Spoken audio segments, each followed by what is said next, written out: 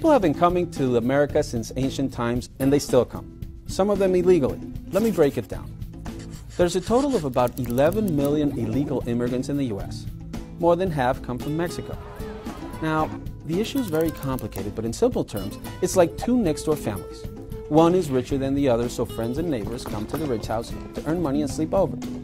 It's no secret that being a good neighbor can be hard sometimes. Guests overstay their welcome, and sharing can be difficult when many believe there's not much to go around. It's also become a hot-button political issue.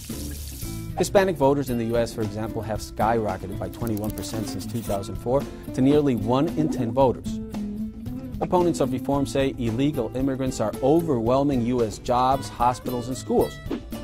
Just so you know, about 7% of K-12 students have at least one undocumented parent.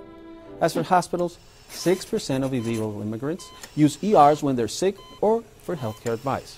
Jobs? Some people think illegal immigrants take jobs that Americans simply don't want. Unauthorized immigrants make up 12% of all construction workers.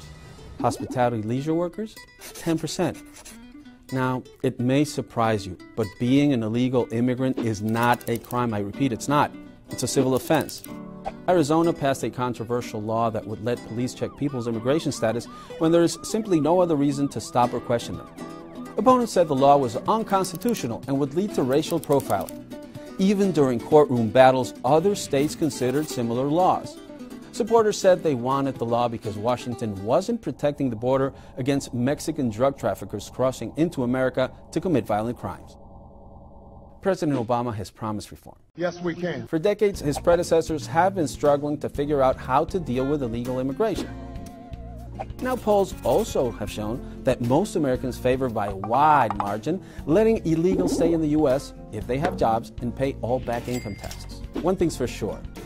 America and Mexico will always be neighbors, and people likely will want to come to America for the foreseeable future.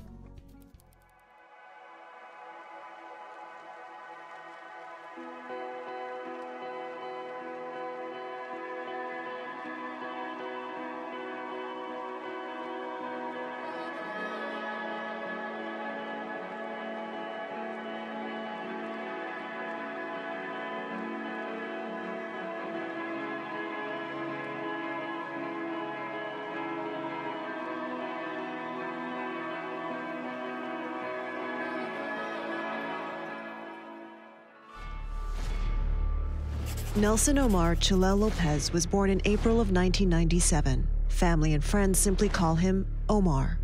He grew up amid the coffee farms of El Porvenir, Guatemala, a poverty-stricken area located about an hour south of the Mexican border. Seasonal work is labor-intensive with little pay, picking coffee beans for about 8 cents a pound. In search of higher-paying work, his mother, Fermina, left her family behind in 2006, crossing illegally into the United States and settling in Phoenix, Arizona. Omar's older brother and older sister soon followed. He was left behind. Crushed by their separation, Omar convinced his mother in 2010 to pay a coyote to lead him and an older family friend through the Arizona desert.